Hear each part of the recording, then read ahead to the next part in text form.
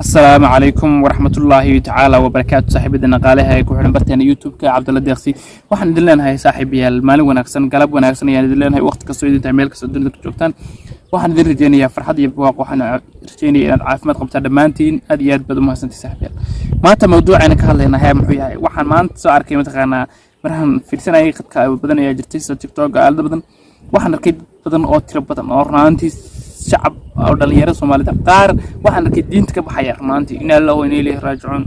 qaar waxaan arkay soo kala dumarkooda furaya hadii ay farmaajo soo laamay buu leeyahay qaar waxaan arkay waxaan furi doonaa buu leeyahay xaasay oo wallahi oo billahi oo tallaahi subhanallah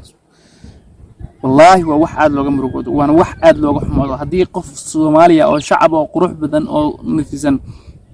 umruulaha iyo xaas laha furayo mid kalena uu kursi dartii diinta islaamka uga baxayo wallahi Soomaaliya hadii halka ay socoto laga qaban waayo waxaan aaminsanahay in 2003 wax muslim sax sheegtaa baa la waayo yiraanayo hadda ba saaxiib muuqaalka aan idin kala baxo idinka ayaa arki doona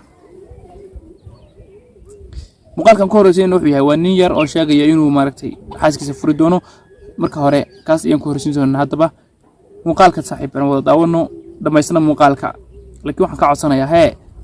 intaad nagu cusub tahay haddii aad nagu cusub tahay inaad nagu soo birto soo kale barteen YouTube ka subscribe dhaho gabalkana furo si uu gaadho maaragtay wax ka soo dhigno bartan ay markaa waqti ku soo dhaco aad baad u mahadsan tahay hadaba la daawo muuqaalka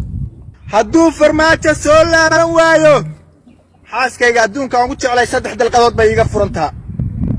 ilaahayna waa maqlayaa oo wallaahi ilaahay waxaan ka baryayaa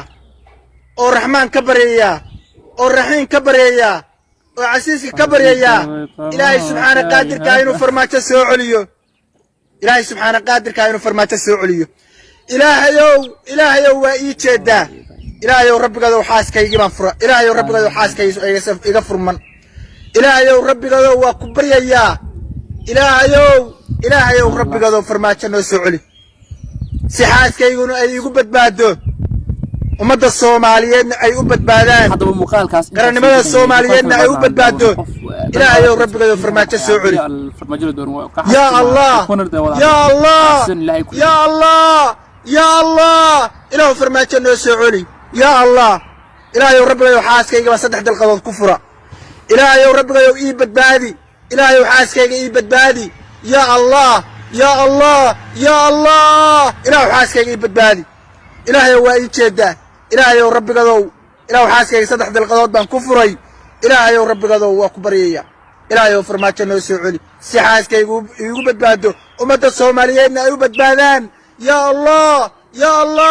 ilaahayow rabbigadow soo duceeya ummadda Soomaaliyeeday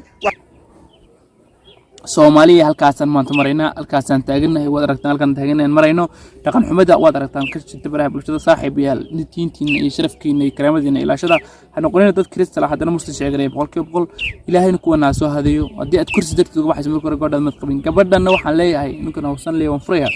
hadii aad muuqaalka ku soo gaaro amba waxaad naqashay ninkaas haduu ku dhaado xataa dib ayaan ku guursanayaa والله بالله تلا يكون قنوايو رجع كامل عن كرسي أيوة كادور ذي ما كان فرماجو قبيل هذا مقبل